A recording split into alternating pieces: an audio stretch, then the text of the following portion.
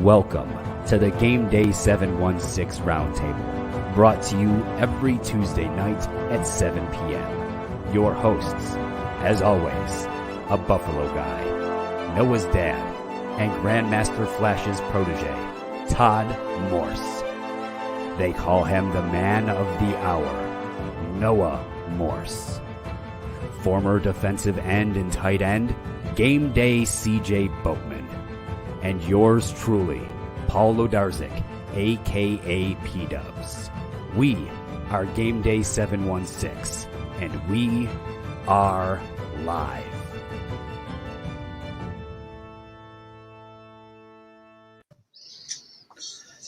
Hey, what's up, viewers? We are here with our new theme song, our new deep-voiced man, and our new nicknames, I guess. I don't know.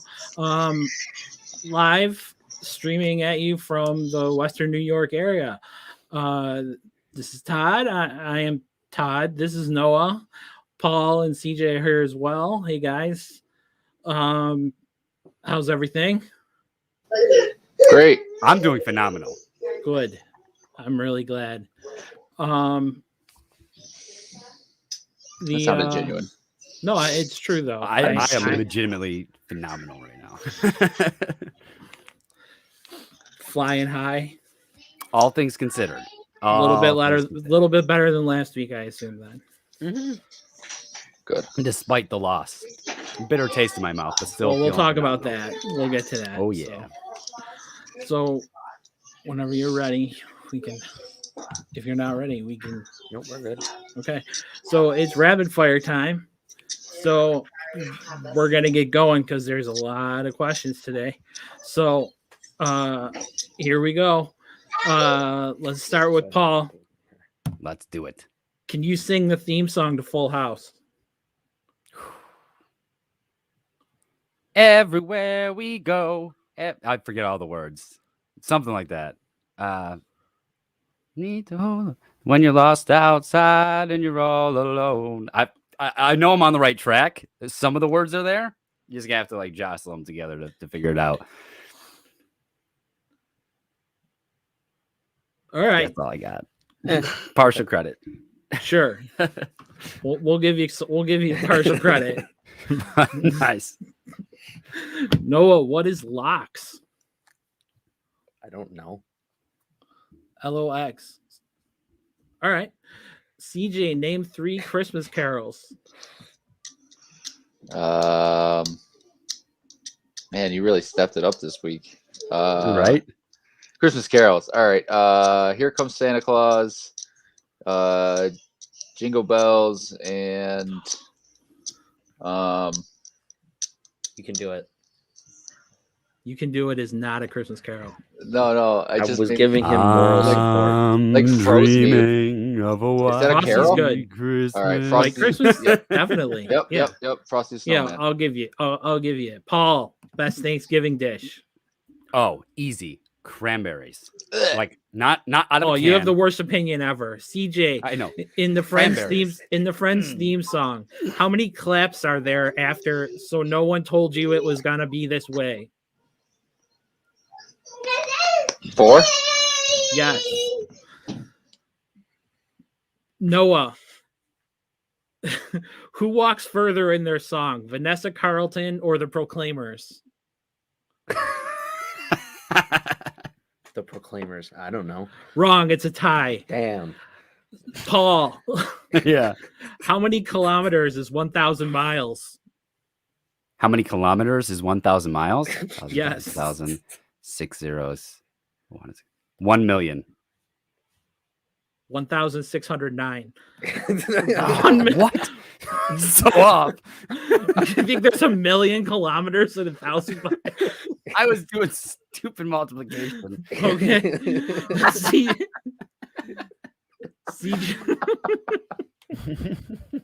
Okay, Noah. It's Noah, 1,000. I'll give this one to you. Okay. Would you walk 1,000 miles just to see someone? Yes. You would walk it? Yes. Okay. How far is it to walk from Buffalo to the Florida-Georgia line, CJ? To the Florida-Georgia line. 287 miles. Wrong. It depends where they're touring. No, kidding. No, it's 1,062 miles. Paul, finish this. Oh, I should give this one then. Okay, no. Paul, finish this very famous album name.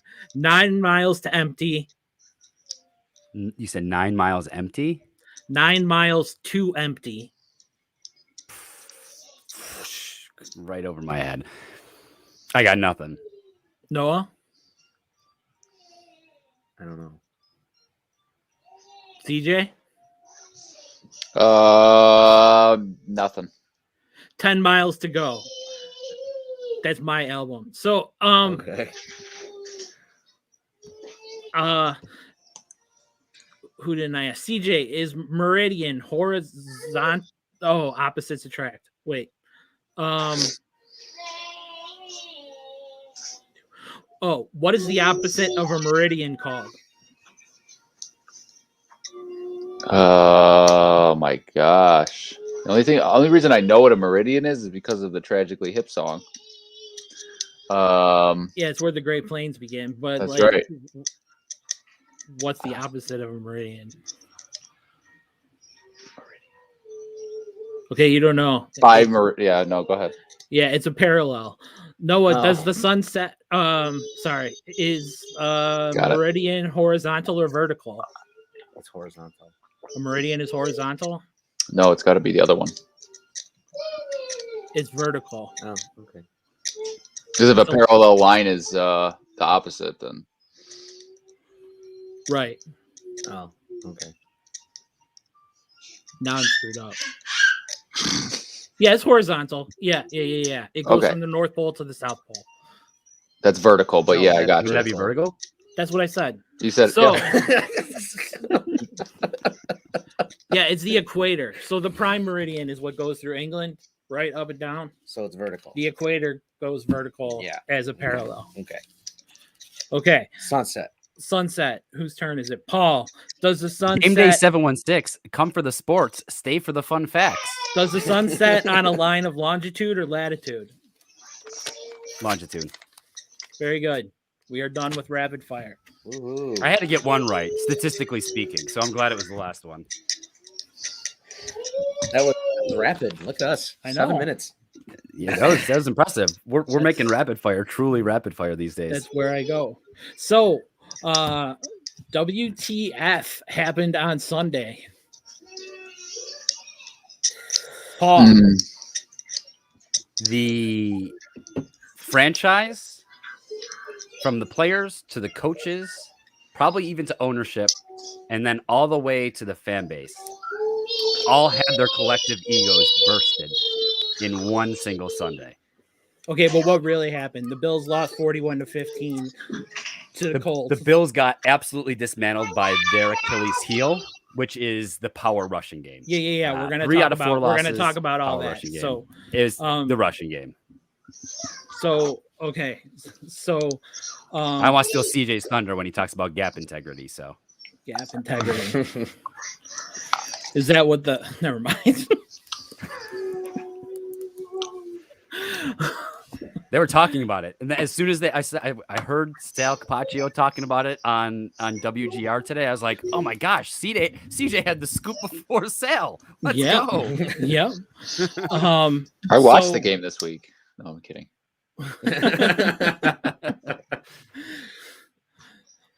So Noah, your grandma eats lox, by the way. Yes.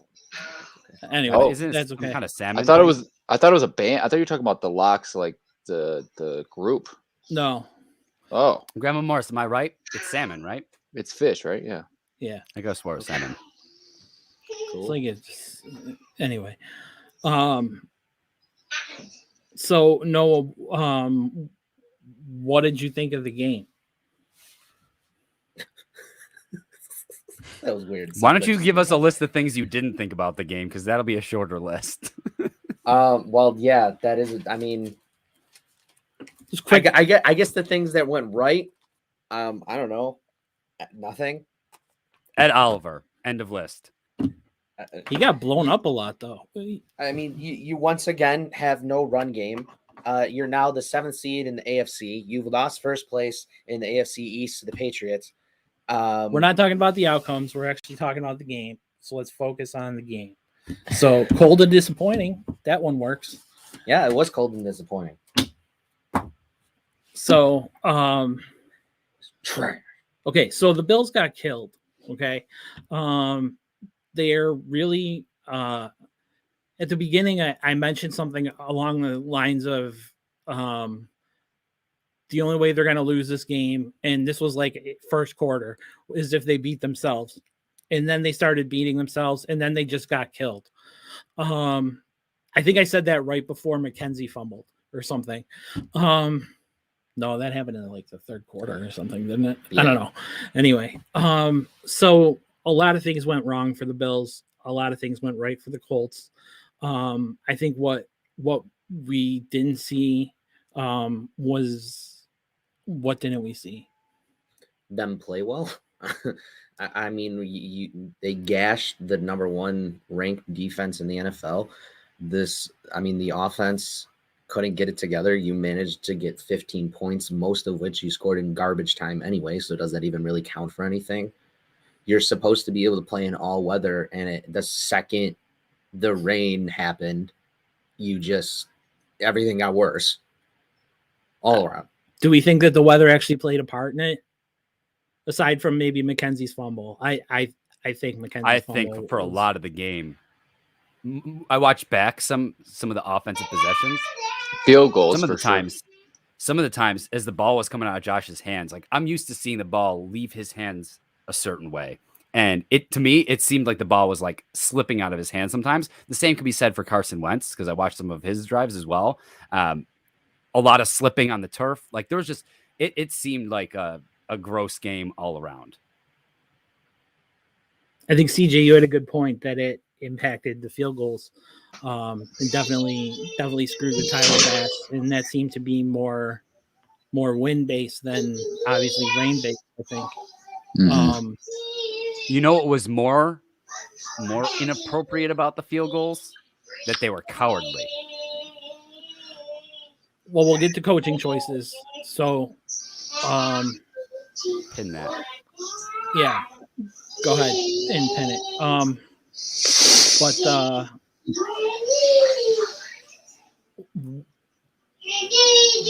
next on the list? I don't even know. I was going to do Paul. Dear fans. Okay. Yeah, I'll take this one. It's only going to take me 2 minutes, and then you guys can piggyback off of it. So it's okay. Everyone's got to get 2 minutes at some point today. So nice. So one of the things that I've been seeing a lot after every loss, and most notably after the Colts loss, is the rhetoric of the fan base. And with that, here is my quick little 2 cents about the fan base. We all have the right to be disappointed. We all have the right to be disgusted by the product we saw on the field this past Sunday night. What we don't have the right to do is act like a bunch of spoiled, entitled children. And by that, I mean this. Get rid of the calls for Brandon Beane to be fired and McDermott to be fired and the roster to be blown up. We've gotten into our own heads as a fan base. We saw the success of last year. We were all riding that high all the way throughout the season, throughout the playoffs, and throughout the offseason as well. All offseason, all of us talked about was how incredible of a team we have, how Brandon Beane, big baller Beane, is responsible for it all, how McDermott has instilled this culture that just permeates through the locker room. A little bit of adversity happens this year, and what happens? The team started buying into the adversity, and you could tell as they're going throughout these games where they're losing, right, that something isn't right, something isn't clicking. I think it's between the ears. I think the fan base is guilty of the same exact thing.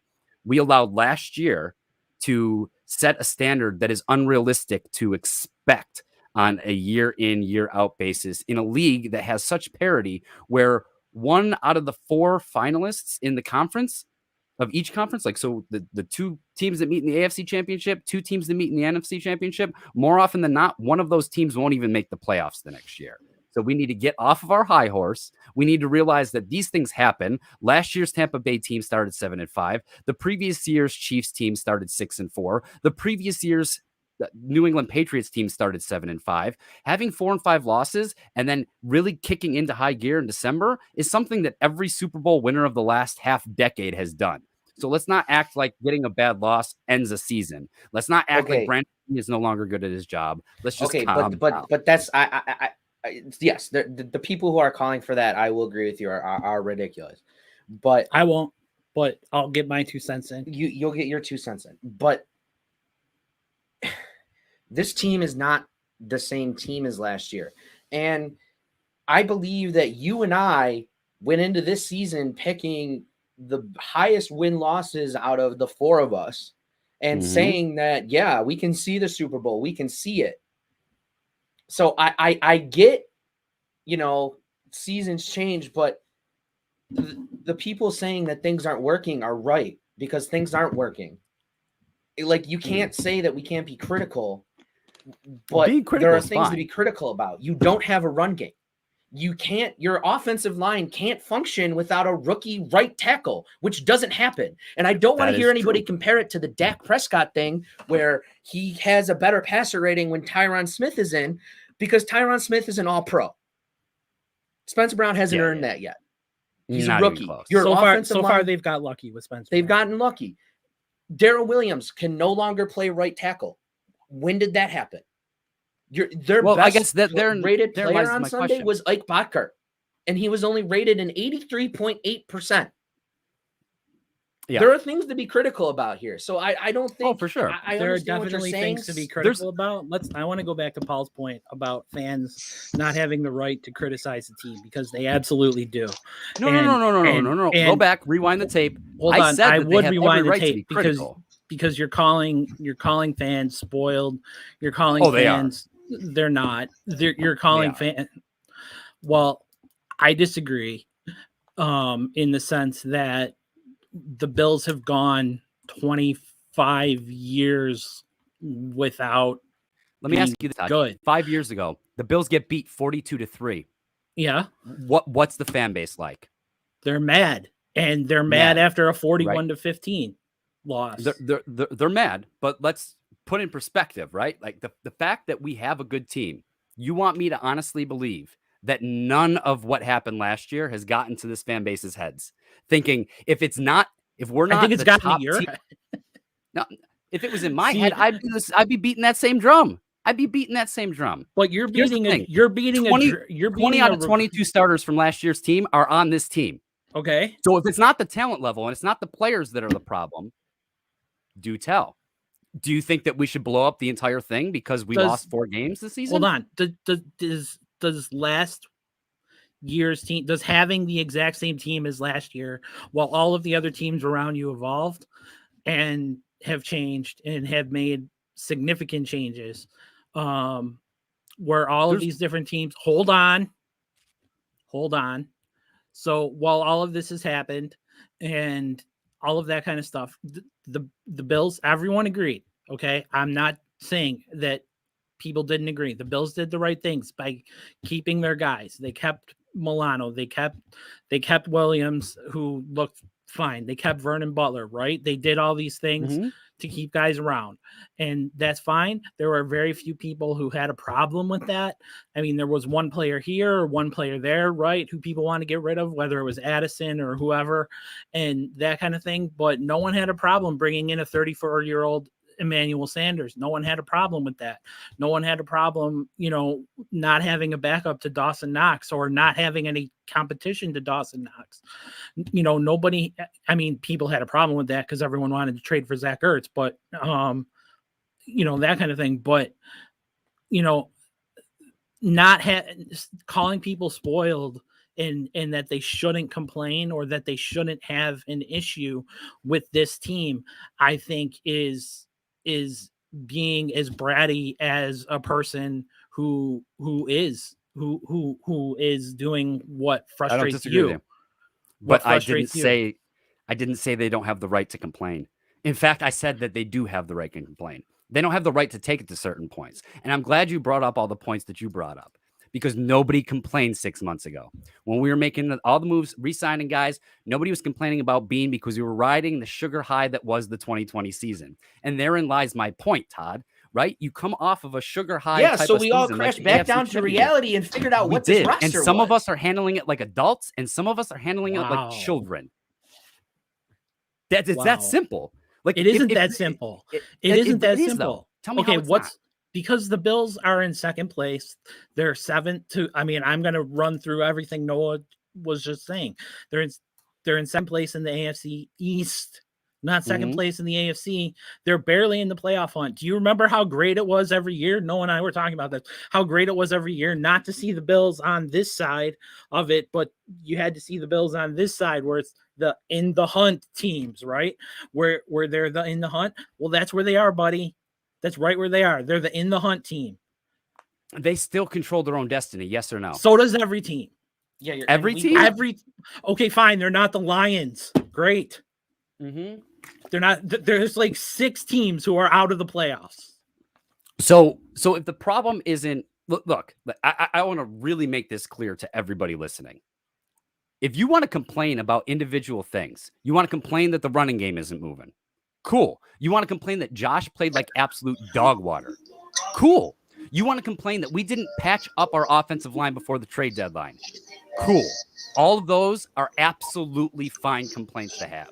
They are reasonable. They are logical. They make sense. It's tangible, and you can see it.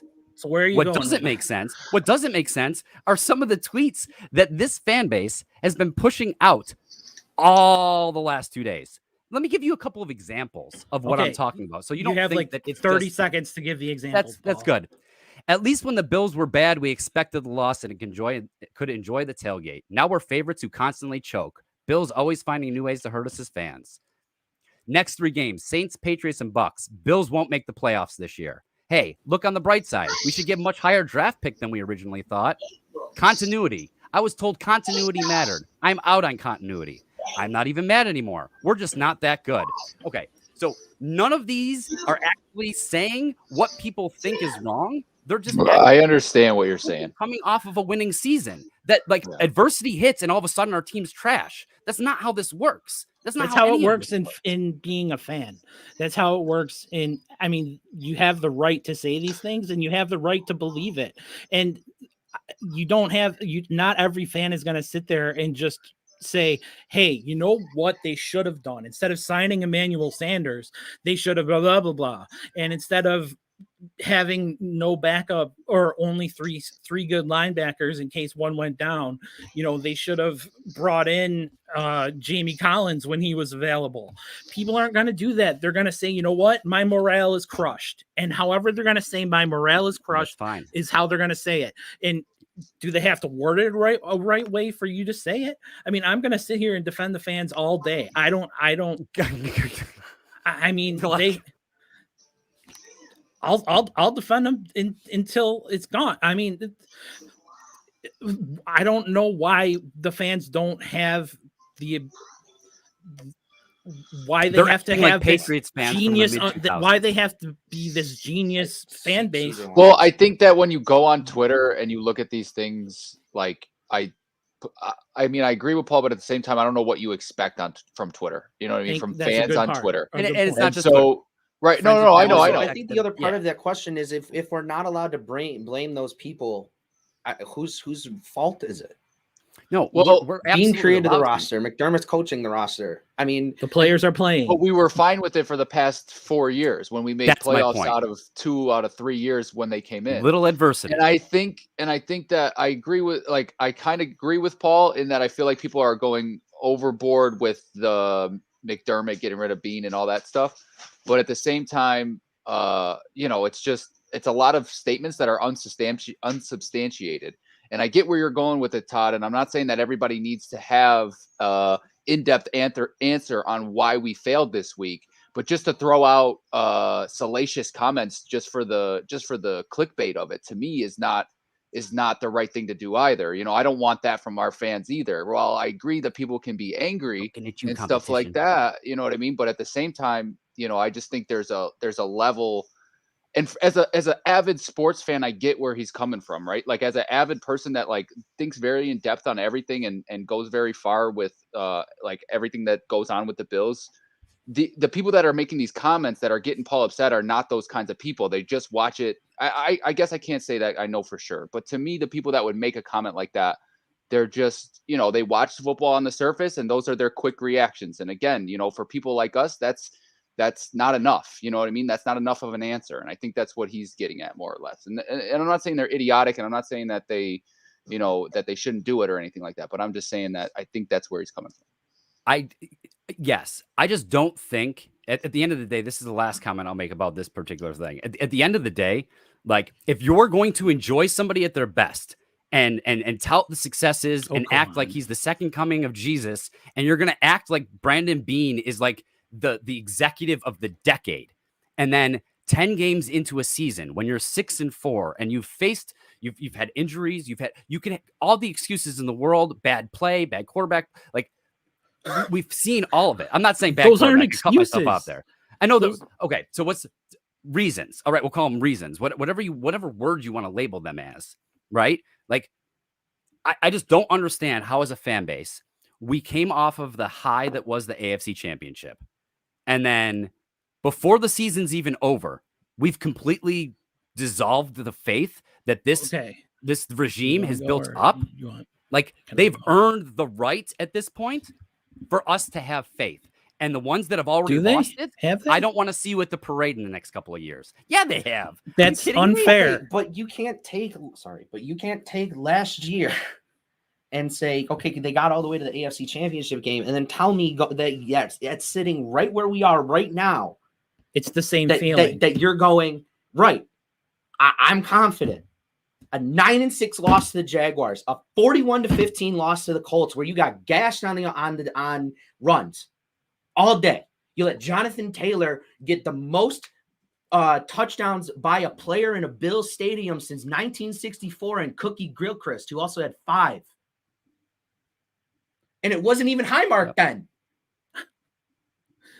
I mean, you can't sit here and say that this team is the same team as last year, because it's not. You're paying Josh Allen $258 million to produce what he's producing. You're not getting the ball to Stephon Diggs when he connected on nearly every single pass he threw to Stephon Diggs on Sunday, and then that just ended.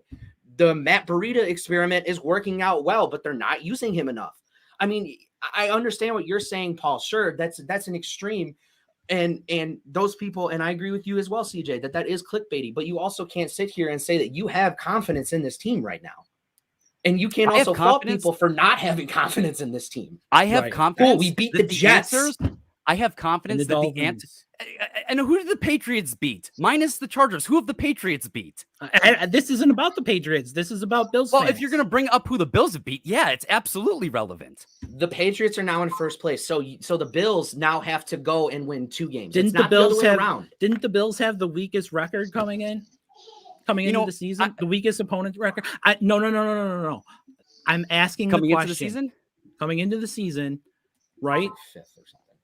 Didn't they have like the weakest record, opponent record of anyone coming into the league? It was very near the bottom. Coming into the season, yes.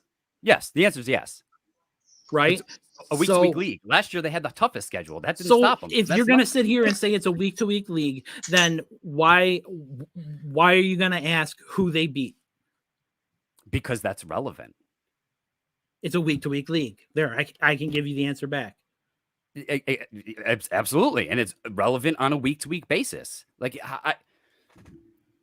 Okay. The only possible way I could potentially frame this is that we have seen stretches during the McDermott and Beane regime that we saw lousy play. A couple years ago, it was Baltimore, Chargers, Saints, or something like that. Last year, there was a month stretch where we didn't play our best ball.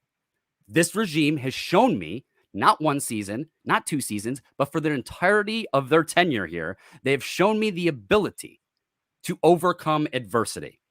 This is the first time where we're starting to see it pile up a little bit, and it's ruffling some feathers throughout the entire fan base. In the organization, I've heard reports this week that the team is angry after the Colts game. Sean McDermott described the locker room as somber heading into today, right? Like, it's affecting people. I get that.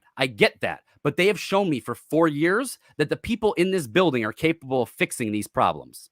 And until I see a season happen in which that's not the case, when the door to this season's closed, I'm going under the assumption that somehow, some way, between the players and the staff, they will once again find a way. And until they show me they can't, a way to turn around, to fix the problems. What's acceptable as turning around to you? Is turning around the offense getting back on track. The defense. Hold on, because hold on what? Because you're giving different weight to what people are saying, and then what you're saying, and then what is acceptable to what you're saying is. But I'm not saying to blow it up. That's my problem. Is this staff and this team has earned something, and this fan base is literally, not all of them, not everybody. There's people that are having very, very valid criticisms of the team right now. Ones that I agree with.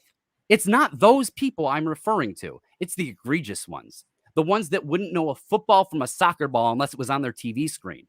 The ones that want to tweet something out because their podcast will get more views. Those are the people I'm talking about. I'm not talking about John Doe sitting at home right now thinking to himself, well, man, that offensive line, if Brandon Beane would have, brought in one more piece during the trade deadline for that offensive line, maybe this wouldn't be the case right now. It's not that guy I'm referring to. It's not. That guy can criticize all he wants. I'm talking about trolls. I'm talking about competitors that are putting out vernacular that is just meant to stir things up. I'm talking about fans that I'm used to seeing speak a certain way, completely flip script over the last 4 years. And if I were to go back through every bad game of the last 4 years and look through those people's tweets, I guarantee you I wouldn't be seeing what I'm seeing right now. And that's the part that's bothering me, is that this organization has shown the ability over the last 4 years to build a winning program and to face adversity and to be able to overcome it. And until this season is closed, if the Bills miss the playoffs and these issues continue throughout the rest of the season, and after week 18, we're all sitting here and the Bills are out of the playoffs and we're talking, okay, well, now what about the coaching staff? Now what about the GM? Valid. When you're 6-4, okay, that's that's exactly what I asked you like 3 minutes ago, was what is the level? So you think the level is missing the playoffs? So for me, that's not. I'm just saying it would be acceptable to start questioning whether or not we have the right coaching staff if that were the case. If we were to completely spiral out of control. The last 4 years tell me that is very unlikely. Now, if it happens, I will openly have that conversation with anybody. You just said for you it's not. So what is your level? What is your... He's asking you when you would criticize everybody. Right. When I would say, oh man, we got a problem with this coaching staff and we need to reevaluate whether or not we have the right coaches and the right GM in place. It's going to take more than 1 out of 5 bad seasons. So see me after 2022. That's just as crazy as your people who are trolling. It's crazy to give a coaching staff a 5th year after they've been to the playoffs 3 out of 4 years. It's not what I said. Come on. If they miss the playoffs. If they miss the playoffs this year, I'm not ready to can them after one. That's not what I'm saying either. But you don't think there shouldn't be a change anywhere? A change or a conversation? I will accept a conversation. I'm not ready to say now or at the end of the season that one bad season after the championship game. Didn't they have it? I mean, how many times have you said that they sounded somber, or McDermott said they sounded somber? How many times has Josh Allen come out after a game and said, "Yep, should have played better"? How many times has McDermott come out after a game and said, "Yep, we should have played better. We should have played harder. We shouldn't have had as many penalties. We shouldn't have done this. We shouldn't have done that." And then that's what all players and coaches say. I understand. But then McDermott's get old. McDermott's yeah. I mean, ask Ralph Kruger. Ralph Kruger actually spoke regular words, but I understand this one right here. This one's valid. That one's valid right now. That one, a criticism of Dable, that one isn't valid? Insanity. A criticism of Dable, the offensive play caller of an offense that has the talent to be elite. And yeah, you're responsible for every position coach. And if your offensive line, man. Last year he was a guru, and everybody. I'm not saying to fire Brian Dable. I'm just I thought that's what you were getting at. No, that's not what I'm saying. I'm saying that if somebody wants to say that Brian Dable and the play calling is an issue right now, that's valid. But we're going to give them the rest of the season to figure this out. Like, calling for coaches to get fired after a 6-4 start is stupid. It's stupid. I think most of the people from what I've seen about getting fired is if they continue on this trend, it should be a consideration, right? And they're not saying that maybe as eloquently as I just said it. Thank you very much. But, you know, like that seems to be the intent of what I'm seeing. I'm not seeing anyone say they just got crushed, right? And so let's fire them because Jonathan Taylor just ran them up and beat them single-handedly. That's not what I'm seeing out there in Twitter and Facebook and other conversation on the radio. I don't even want to talk about Facebook or anything like that.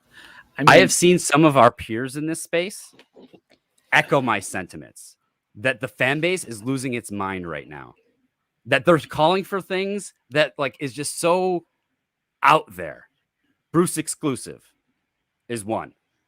I can name a half dozen others. I can also name a dozen that are like as if they are adding fuel to that fire. As if they are going like that and they're saying like that, like to me, like that's their credibility, right? And so the further you go to the far end of the spectrum, there's normal people like us who feel how we feel. We don't feel like we need to get rid of the whole coaching staff, and then you got people that are way off from that center, right? And to me, that I would question their credibility if they're really saying, and I wouldn't even give them much attention though. You know what I mean? Like to me, those people that are saying get rid of, like, I don't give them credibility. I don't give them the attention. I think the problem with the fan base is the same problem with the players right now. And it's all between here. All of it. It's not talent. This roster mostly was the same roster that went to the AFC Championship last year. This coaching staff is more or less. Continue. I got nothing. It's irrelevant to me. To you. It's irrelevant to you that you return the same exact squad, more or less, the same exact coaching staff from an AFC Championship run, and it's an irrelevant point for the following season? How many times did you say continuity in the beginning of the season? How many times did you talk about continuity before the season started, Todd? How many times? How many times did we all talk about it? I said it's an irrelevant point for right now. It doesn't matter now. You're 10 games into the season. But it does matter because we know what the coaches from last year were capable of. We know what the players from last year were capable of. If you plug almost all of those pieces in and you're not getting the same results, the issue isn't who you have, it's what they're doing.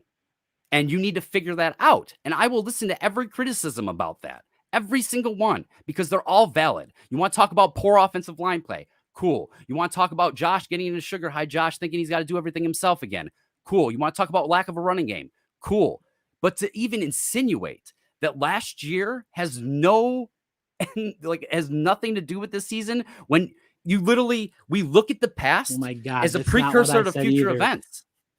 You literally said it's irrelevant. I don't know what else that means. I said that having the same players on this team 11 weeks in at this point as having the continuity of the team from last season is irrelevant. So much has differed since then. So much. And do you really think that they're on the same path that they were on last year where they're going to make a run? Does it even look remotely close like that? I mean, you're a smart guy. You get momentum. You understand that stuff. I see 3 out of 4 losses that are all because of the same thing. And it's the same problem we had last year. We didn't do a good job fixing it in the offseason. We didn't. But you can only do so much each offseason. But we brought back everybody. Exactly. So a problem that was there last year, the power run game, we were horrible against the run last year, and it's carried over to this season. And the only outlier to what I'm trying to say right now is the Jacksonville game, because Pittsburgh has a strong running game. the Titans have a strong running game. The Colts have a strong running. You see where I'm going here? I'm kind of thinking that as long as we don't match up with a power running team, a top 5 rushing offense, we're going to be able to be fine. Like, it was the same problem that existed last year. Maybe. Depends who they draw. If they draw the Colts again or Baltimore, it shouldn't matter. So what team in the NFL right now? That was our point going into the season, was that this was a championship team, right? And that the Bills should be the one everyone is chasing. Last year's roster, it wouldn't have mattered except for the Chiefs. And they did that this year. If they were to match up with the Chiefs again, I bet they lose. Because they built this year's roster based on last year's teams. And you don't think that that is a valid criticism? I'm sorry, it is. That what isn't a valid criticism? That they built this year's roster based on last year's team. Last year's teams. Yeah, there were absolutely miscues with the roster building for the 2021 roster. I'm not denying that. But what I'm saying is, like, why collectively and even on this show are we acting like this regime is incapable of fixing that when they got us here? I'm not going back 10 years. Of fixing it, but you can't also sit here and say everything's cherry and roses and we're it's not cherry unicorns out of our butts.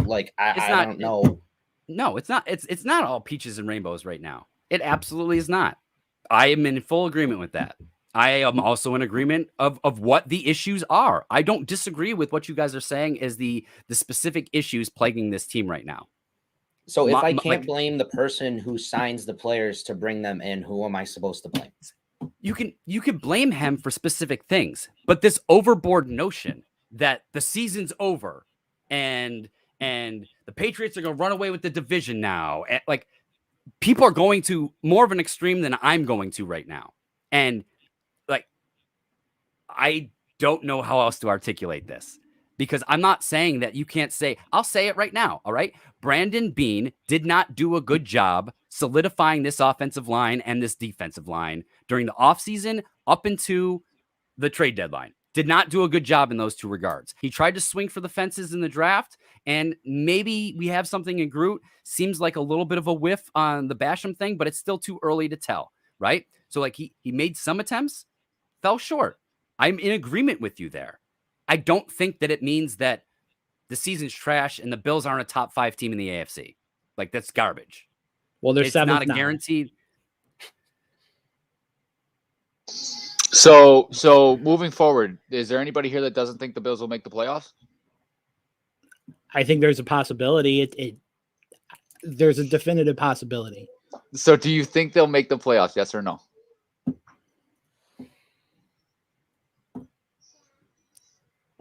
That took a lot longer than I thought. I'm going to go yes. I'm going to say yes a lot sooner than that, but I get where you're coming from. I just wanted to know what the room thought. That's what I'm saying. I think there's a true chance that if the season continues down the same path that it's going right now, in my opinion, that they miss the playoffs. I agree. Yeah. Stating it like that, I agree with you. Personally, I don't know. Personally, I want to say this confidently, but then again, after that game, it's hard to speak confidently. But yeah, I would say that there's no way that that's going to happen, but right. And I think I felt the same way after every single game, right? It's like after Jacksonville, it's like, they're going to bounce back. They're going to fix this. They're going to do that. And then they come out and they lay an egg last week. And it's like, well, how many times do you give them the benefit of the doubt that this year is going well? Yeah. Or just say they're going to respond. How long until they respond? Can I ask a hypothetical? And then I'll be quiet and listen. Go ahead. So if we're going to talk about what if the season continues to go off the deep end and what if we miss the playoffs, what if starting this week, it really does turn around and they go on a run? Great. Are we going to deal with this as a fan base amongst ourselves every single time this team faces adversity moving forward? This I is think some all fan serious bases do that. adversity. I think all fan bases do that though.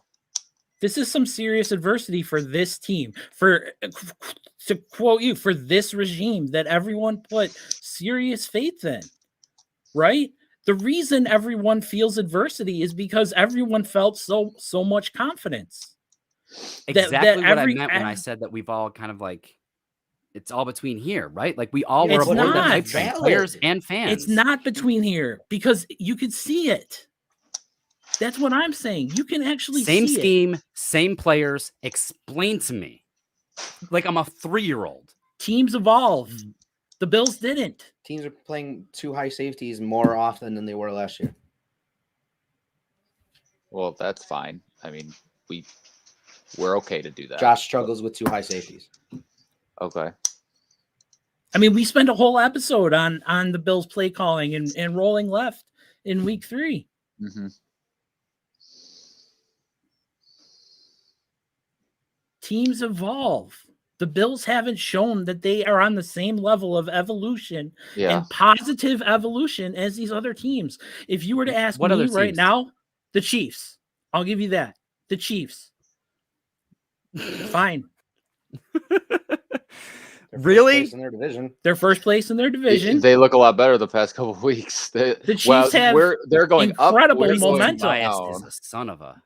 The Chiefs have ridiculous momentum right now. They look good. The Chargers.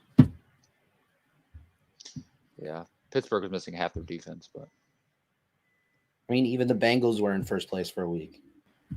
Yeah.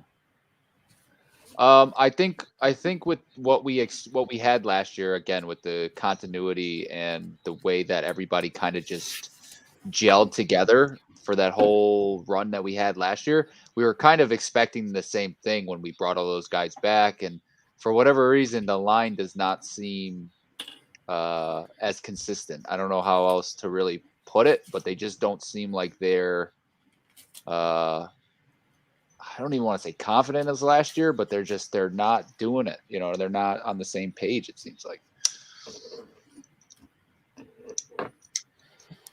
Offensive line? Yes. Yeah, I definitely agree. I mean, I think everyone had a problem, right, with Cody Ford, and they kept Cody Ford around. I mean, there's so much revisionist history that we can look at, or, you know, that we can look back on and say, whoa, they actually didn't do great in the offseason. You know, I mean, on the other hand, 2 weeks ago, Brandon Beane was considered you would read articles in The Athletic where Brandon Beane was executive of the year by keeping his team together. Mm-hmm. But the Bills, again, that was because everyone had this blind faith in McDermott and Beane. And now there are chips showing. That's it. Right. There are chips. This but is I think, like the house falling down. Like, do we know what blind faith is? Was it blind faith? It was built faith. Now, has that eroded a little bit because of the season? Yes. But there was no part of the faith that any of us have had in this team that wasn't proven. If it's proven, it's not blind. This isn't blind faith. We had faith for good reason. They proved it. Because one season isn't going good doesn't erase the fact that they're capable. This isn't blind faith. I think he's saying blind faith in that we just believed everything he did this year would work out, and we didn't criticize it, and we all just kind of went with it. And you're right that they deserve that, but at this point where we're at now, there's a reason why people are saying what they're saying, basically. If I had to choose one regime to turn this around, whether it's throughout the end of this season or during this upcoming offseason, it's the one we've got. Anybody disagree? Yeah. I mean, give me some reasons. I don't think I'd love to hear. I don't think McDermott's the best coach in the league. If that's what you're saying, I don't think what can Beane do at this point? What can he do? Who can you get that's better? No, right. So we're stuck with the group that you're talking about one regime. You're stuck with the regime that took you to the AFC Championship last year. You get caught up so much in specific words that you stop listening. That you stop listening to the entire meaning of the sentence. maybe or you the should put entire words together better intense- then. Like, what do you want me to tell you? Are you Like, serious? I'm literally like, I take things at face value, literally. If you don't want me to take you literally, then tell me you're being figurative. I think there's a difference between just misspeaking And but it's fine. for the most part, we're all on the same page in that we can all understand what we mean, even if we're not saying it the exact way that we want to say it. I think we all can understand what we're getting at for the most part, though. I don't feel like Noah's getting heard. I am.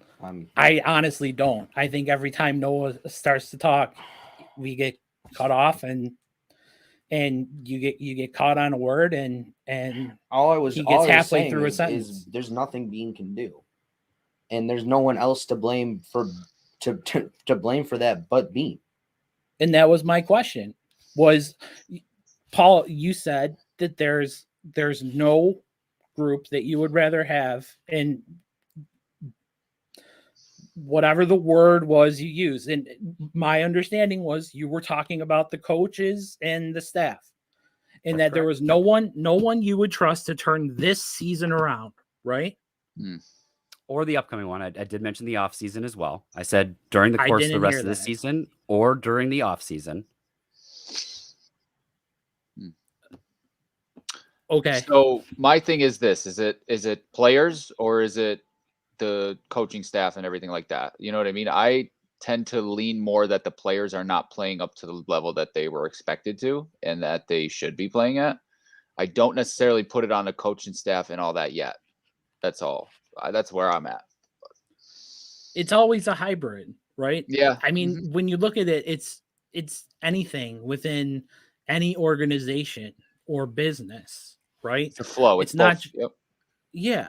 So, I mean, we can sit here and we can question Bean, and we can question him being executive of the year because he's not.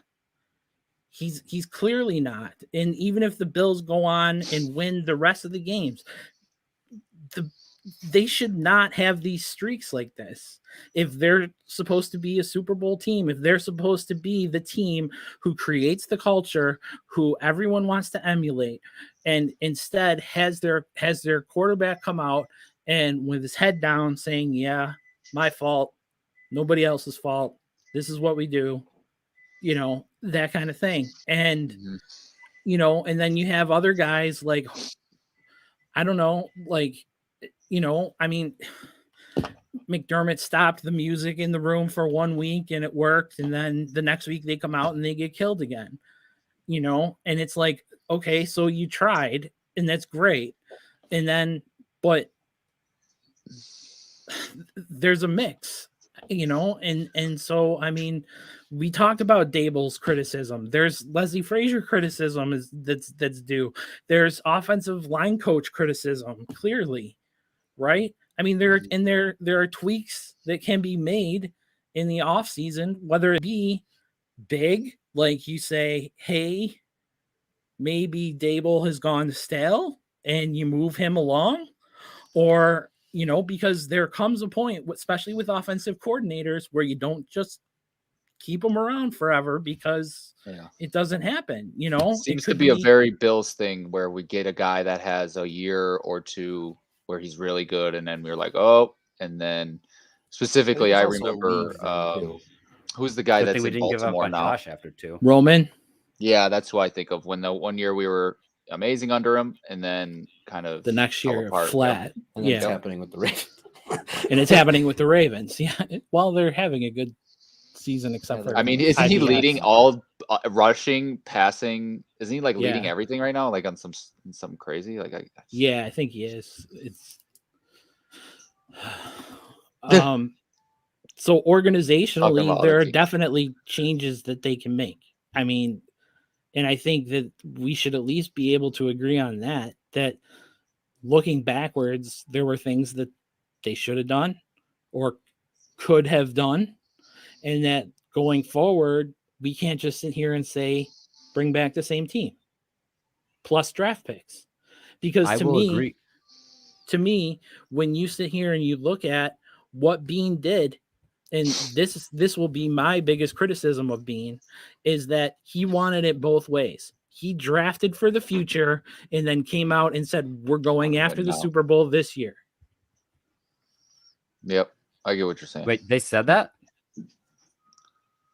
They said our goal is to beat Kansas City and win the AFC. I mean, I think the moves that they made show that, though. Like the Sanders, you don't get Sanders. You needed a John Brown replacement. You needed a receiver. But also, if you're looking for the future, though, you do that through the draft. You're not bringing in Sanders for the future. You're bringing him in to stop. That's my point. Right. So if you're bringing Sanders in, that means you're going for the Super Bowl now. I mean, how not? If they were going to the Super Bowl now, they would have made trades at the deadline. If they thought that it's now or never, it's because no. He's saying that they wanted both. He's saying that they brought in guys for this year, right? Agreed. But at the same time, drafted for the future. You didn't go all in on this year, though. That's not what happened. If that would have happened, they would have made trades at the deadline, mortgaged future draft picks. But in order to do both those things at the my same point time, is, I don't think that's what Bean does, and that's my big criticism of him. I think my criticism is he's looking at both and saying, I can do both. Yeah. He wants to be smart about the future, right? Where he wants to keep as many draft picks as he can. I think and he doesn't want to make the move that's going to cost him those draft picks. So let me ask this. If you just go all in on one thing, you either build 100% through the draft and you're building for the future, or you bring in free agents, you make some trades, and you try to get into win now mode. Is it more beneficial for an organization to operate under the guidelines of, hey, let's build for all in right now, the future, or both? Like what is going to give you the most success? And the Patriots are a shining example of how you can have continuous success. Like using the Patriots as an example. I know, because they are and no, not just because we hate the Patriots. The Patriots. They are an outlier to the entire history of the NFL. Yes. No team has had a 20-year dominance in the NFL like the Patriots. Teams dominate on a 5 to 6 year arc, and that's it. Okay. How did they do it though? Did they do it by all in now, building for the future, or a combination of both? How did they do it is my question. Well, if you look at their draft picks, they weren't good. I mean, did they have the biggest free agent signings of this past offseason? They completely changed. Yeah, this offseason they've never done. They've been good this year. So, I mean, I don't know if that answers your question. Right. I mean, I think they've been on par with the Bills. The Patriots have done both. I mean, they drafted Lawyer Malloy. I mean, they drafted Rodney Harrison. They drafted those guys. Drew Bledsoe. They've done both. Right. Belichick has done it both. I think he's just saying they're an outlier because they have done both of what you're saying. The Bills have not done that. They have done both. They have played the game of doing both successfully. Bean hasn't. So Stephon Diggs wasn't an example of making a big move to get better immediately and in the future, and then you didn't also build through a drift. Yeah, agreed. And I get that. That's where I want this team to go. I think the best way to do that is to build for now and tomorrow at the same time. Are you always going to be able to do it successfully? No. That same Patriots team missed too. There was a lot of years where they missed on a ton of draft picks. And if it wasn't for the squad they already had, they would have been sunk. But they had that because they built for now and the future. So they had that. And you give yourself more chances. So here's my question. Like do the Bills have the depth on their team to say they could have spent that draft pick on book? They had the couth to spend the draft pick on Boogie Basham. That they had that ability. If I'm talking from hindsight, they should have used that draft pick on something else. When that draft pick was made, and it seemed like to me, pass rush was the biggest thing holding this team back. Yeah, I loved it at the time. It doesn't look like a good idea now, but at the time I loved it. And that's because I was confused. Well, they should be ahead of us as fans. They should be ahead of us. 100%. Right? What do you mean by that? They should know stuff we don't know. They should be able to determine which players are better than we can. Okay. Yeah. Yeah, they should be able to determine. Yeah, exactly what CJ just said. They should be able to do that. They should be able to know where the league is trending. Right? I think that they've done a phenomenal job with that. They completely redefined what this team looks like from top to bottom. Like, I think they've caught up to the times, right? Like, just because the season's kind of on shaky ground right now doesn't mean that they haven't built a team that is capable of getting into a shootout with some of the top offenses. They built a defense that's capable of shutting down any team unless they have a power run game, it would seem. Like, I don't know what, like, they needed to address the pass rush. I was singing their praises. They missed on Boogie Basham, but for every one miss they've had 5 hits. But they may have hit on Basham, Yeah, and that's not entirely like, and that's something that I think is being missed about my point. They may have hit on Basham because Hughes and Addison won't be here next year. Mm-hmm. And you need guys who will be here next year. But their goal was to improve the pass rush, right? So they improved the pass rush by drafting a rookie they barely play. When they could have put that, they don't have the organizational depth, the roster depth that the Patriots had, where they could just plug and play. The Bills don't have that. The only way you achieve that, though, is if you're building for now and the future. You can't choose one. If you choose one, you end up. What's a good example from recent times? Because I want to use something recent to illustrate the Rams. This point. You're the Rams. The Rams are all they in had this year. The Rams are, and they are. If they don't win the Super Bowl this year or next year, what happens to the Rams? They go down. But at least they went. If the Bills don't make the Super Bowl this year or next year, what happens? You were 3-10, right? For the Super Bowl run. Do I remember that right? In age? 3-10. Yes, I was. During the whole Marv Levy thing. Yes, I was 3 in there was the AFC Championship. Then they made the divisional round. I think it was, and then that following year is the 4 straight. Right. So I was from 3 to 10 was that period of time. So I was a kid. So you were a kid, and you had the kid perspective with it, which was great, right? And I was a kid. I mean, I was like not super old or anything, but like would you I guess this is the question. Do you want sustainable success without winning a championship? Or do I want a couple seasons and we get one, or come close to getting one, something to that effect? Is that the question? Yeah. Honestly, I want to feel like I have a shot every year. So I'll take the sustained success, even if it doesn't lead to a Super Bowl. You give me a chance every year, I'll take that over. You've got 2 years, and then the bottom's going to fall off. You're killing me.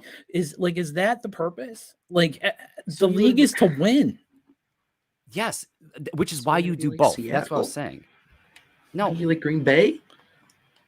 I mean, you don't want. I'm not mortgaging the future for if let's say the Rams go on and they win the Super Bowl this year.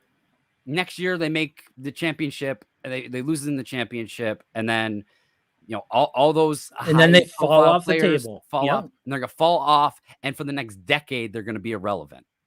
So one Super Bowl, then doesn't one that go almost back to your Super point Bowl, that you have to have faith in Bean and McDermott if they're going to cash in and they're going to go? No, we're talking about the Rams.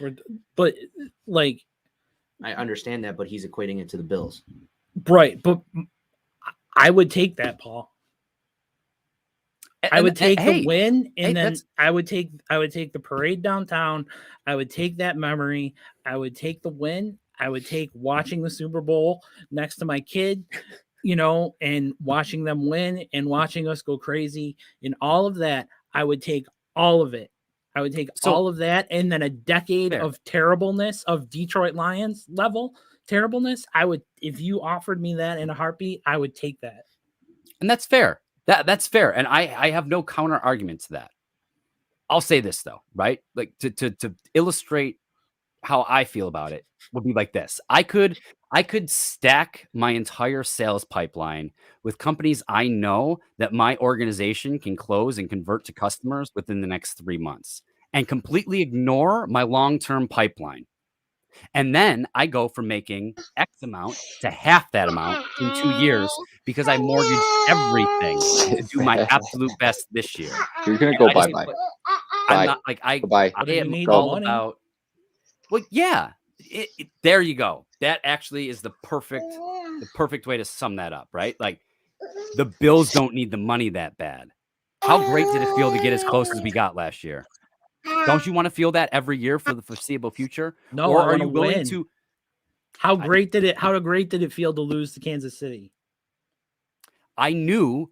Okay, I'll answer that. Okay, in but two you parts. want that Let me just feeling answer the every question. year? You would take I- that feeling you know- every single year, getting that close, being the Green Bay Packers of the league who can't get past the championship game versus getting past the championship game and getting the Super Bowl. And going back to your point, yes, if you mortgage the future now, going back to your point, you also have, if you want to have faith in Bean and McDermott now, why do you not have faith in them in 2 or 3 years that they Well, have a if you plan? mortgage- I Okay, think he that's does. only going to last. I think Paul does. I think Paul has faith that they have a long-term plan. I do. Yeah, absolutely. And I think if you trade too many assets and you mortgage the future, because how many draft picks has this regime hit on? Like counting the first draft where McDermott was heading things up all the way through. Like Matt Milano was a find, Trey White was a find, Josh Allen was a find. Like how many hits have they had? Round pick. Come on. And- Yeah, Fine. first-round picks are a little Okay, tough. I mean, Taron Johnson, Tyler Bass. I'm trying to think of more late round picks from the last few years. But I think you also are overvaluing where the league is in terms of how things are valued. I mean, we talked about when the trade deadline was around that all the Eagles really wanted from Miles Sanders was a 3rd or 4th round pick. That's it. And Miles Sanders is definitely better than what we have if he can stay healthy. Mm-hmm. And I know for a But you fact have he's to- catching the football.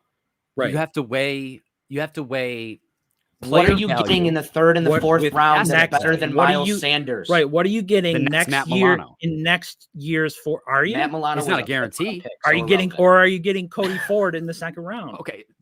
Okay. Then Spencer Brown, Taron Johnson. Like okay, I can. but if they've hit on so many draft We can picks, do this. We can do yeah, this. absolutely. I mean, right? I don't want to we give can- up the ability to hit on picks just to win a Super Bowl this year. But you're going from 7 to 6. Are you really not going to take the opportunity to add a superstar running back that adds another dimension to your offense that's better than anything you have because you want to hope that a 3rd or a 4th or a 5th round pick hits out of 7 chances? Isn't that what we You all really thought like Rita Miles was gonna Sanders, bring? huh?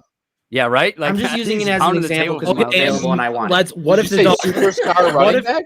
What if the Dolphins had Miles Gaskin? What if available? Saquon Barkley's available?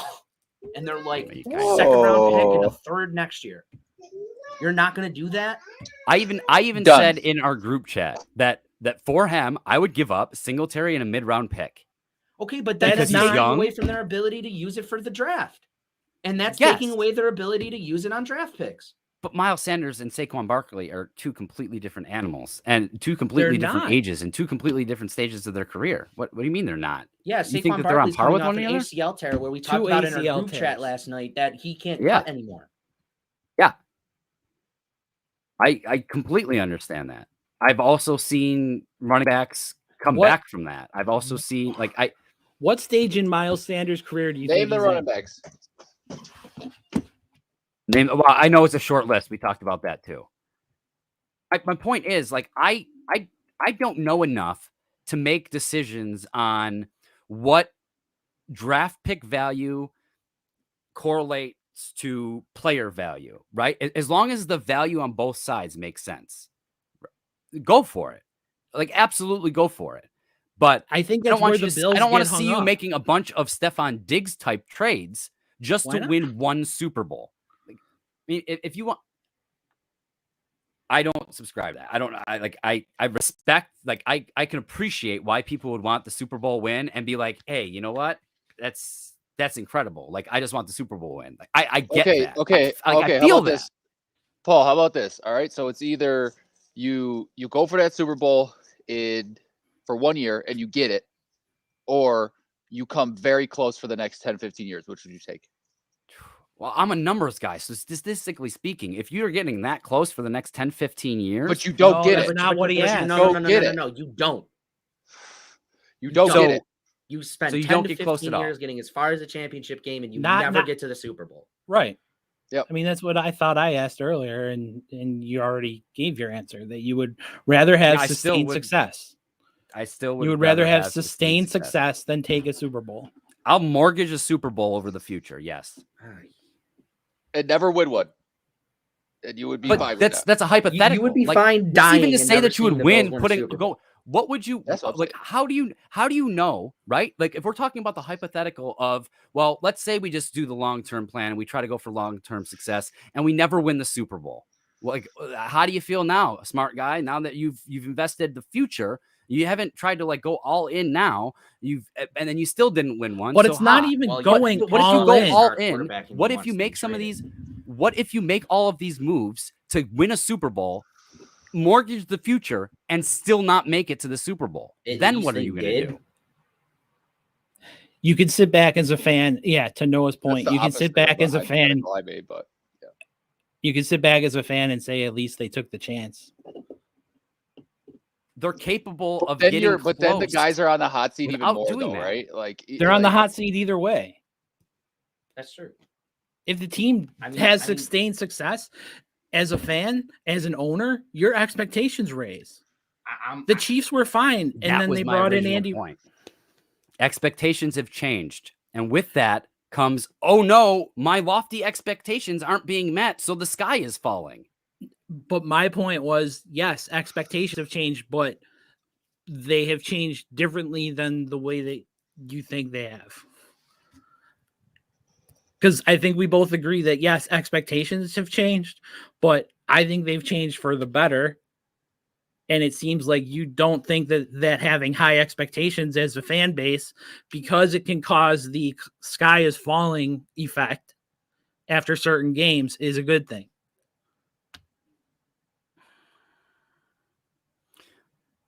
I haven't seen anything over the course of the last 2 days that would lead me to believe that this type of mindset produces anything positive. Then you want the Bills to win a Super Bowl. I'll tell you that but right I don't now. want. I do not want it to come at the expense of the next 10 years. The Bills made 4 Super Bowls in 4 straight years, and I was there, and I was old enough for it to like actually not be kid struck, right? But to be, Yeah. you know, so Yeah, if I was 10, 12, 14 when it happened, I would have probably had a different perspective of everything that I was witnessing. I will 100% right. agree with you there. And they maintained success. They maintained How'd they do that? a fairly high level of success after the Super Bowls. Okay, they did it by changing After the players. 4 I Super mean, Bowl years? Yeah, Is that what you're talking about? So like after the 4 Super Yeah. Bowl years, there was still sustained success? yeah. I would call it success. I mean, they never like got to. Well, there were like, I don't know. My brain doesn't really count like the 2 and 14 years or whatever, but there were only like 2 of them, if I remember correctly. Yeah, Like, that's fair. I mean, so I don't know. They've had, I guess that's where I get hung up. Like, I am so sick of seeing In the Hunt. And that's where they have always been. And So that is being fairly successful by staying in the hunt. So would it be fair to say that you and a lot of other Bills fans are currently suffering from the fan version of PTSD, where we are not that far removed from having an awful team that broke our heart every single season? We I don't want to go back to it. What's wrong with that? Understand They that. didn't break your You're heart. you're going to go back there faster if you mortgage the future away. I don't. Your heart wasn't broken last season.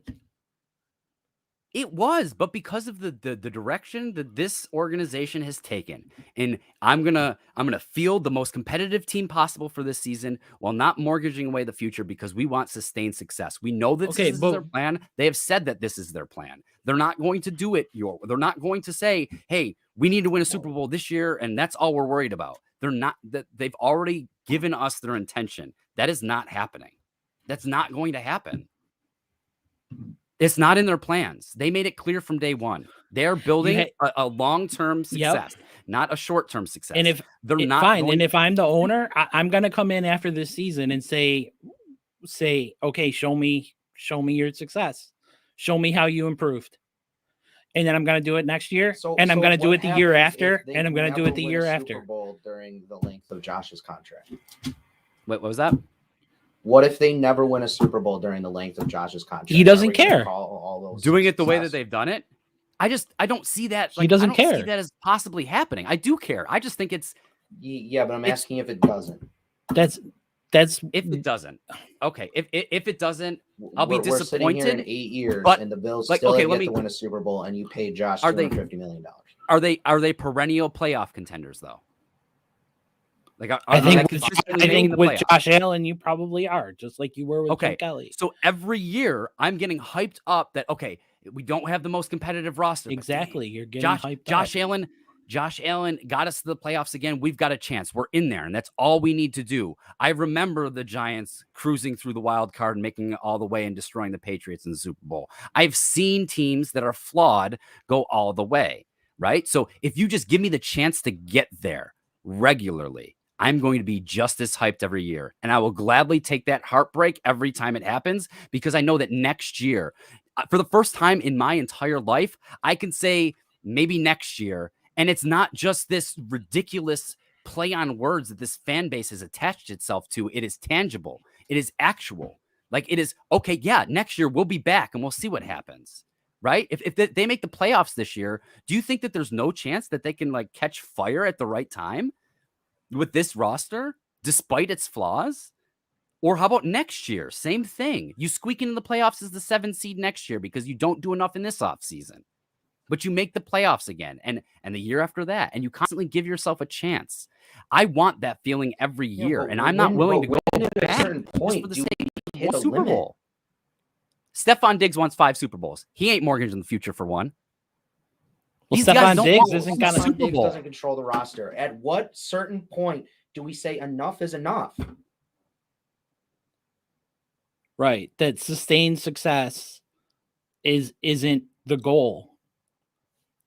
Just because it's not. Then we will have to respectfully disagree with each other as fans because I will never subscribe to the mortgage the future for the present. You guys aren't going to subscribe to the scrap the present and build for the future, try to do both. And I understand that. I think that this particular topic, I think if you can successfully do both, right? You can do both, but the Bills aren't there. The Bills do not have the depth to do both. And because you have to build that depth still. Okay, then you build not a finished product. You have Josh for 8 more years. How long is that going to take?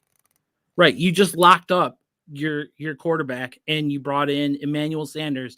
Gabe Davis is sitting on the sidelines. He's not doing anything, right? I mean, that's a numbers game, but yeah. It's a numbers game because they made it a numbers over Emmanuel game. Sanders. Well, just look at the snap counts. I mean, Gabe Davis is barely on the field. I mean, but they chose to make it a numbers game by signing Emmanuel Sanders. But with running almost exclusively for the last 2 seasons, 11 personnel, a majority of the time, right? You're going to have 3 to 4 wide receivers on the field at all times. Couldn't they change their offense? Cole Beasley. Couldn't they have gone out and signed Jesse James, and maybe at some point play a 2 tight end offense? Couldn't they have? But you'd be scrapping something that worked for something that is unknown. But it's not working this year. Sprinkling it in would be one thing, But you don't just not make working this wholesale year. changes like that. Even do that. It's not a wholesale change. I'm saying, can't you have a Switching package? from 11 personnel to a 2 tight end base formation is not. My God, I said, can't you have a package? Yeah, I understand that. But like, But they don't. They barely have a 12 personnel package. They mostly run on 11 personnel, and it's not working. who are you going to So put like, on the what field at a for certain that? point, we're trying to prepare for the I future, talked about, and we're trying to instead do all of that stuff. Emmanuel Sanders, you sign a tight end. And you trust Gabe Davis to be your third. So coming off a season in which everything you did worked, you were going to rewrite the script before you You're even see rewriting. it falling You're flat? rewriting I it. understand it now. Personnel, you just don't have your John Brown. You're trusting Right. Gabe Davis to do it. You're And rewriting. now you have 2 tight ends where you can run 12 personnel. That's a good And thing you we don't didn't have mortgage 2 those tight ends picks, or right else now we to wouldn't run have Gabe 2 Davis. personnel. Oh, fuck you. Right? I said, good thing we didn't mortgage the future, or else we wouldn't have had the pick for Gabe Davis, right? Or maybe we could have traded it for Miles Sanders or Myles Gaskin or Austin Eckler.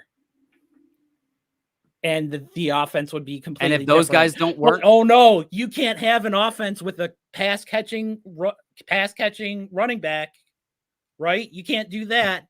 You can't add a pass catching running back, just like you can't add a 12 person. Oh, you can? Why would you not be able to add pieces? What pieces are you going to add now that the trade deadline is over? That was the only point I was making. Add anything now, but we're talking about the future. And this has been a great show. Let's wrap it up. Let's wrap it up. We're done. I'm done. If you guys want to keep going, I'm gonna wrap up. We're not getting anywhere. We're not getting anywhere.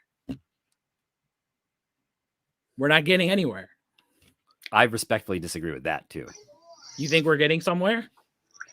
I think that we're talking about 2 sides of this that the fan base is split on. I think it's amazing. I think it's unbelievable. And like the conversation we're having right now, Bills fans are having amongst themselves right now. Wrap it up. Go ahead. I don't know if it goes that deep, but yeah. I think they're having the conversation, but I think they're listening to each other.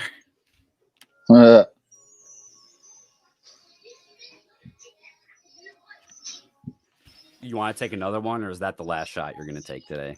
I can take a couple more if you want to take some too. You see that? No, see, I'm not trying to throw any shots. I've got thick skin. Really? I'm trying to make relevant points.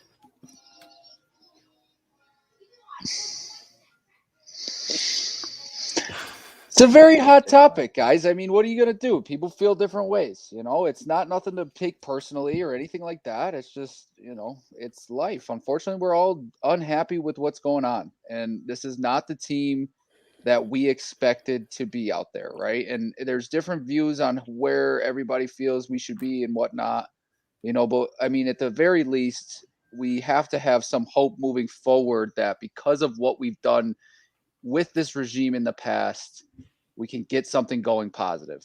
And I think that, that's where we should end on. That's a very good point. I concur. All right. Like, comment, subscribe. As always, stay safe, stay happy, stay healthy. Stay sunny, Buffalo.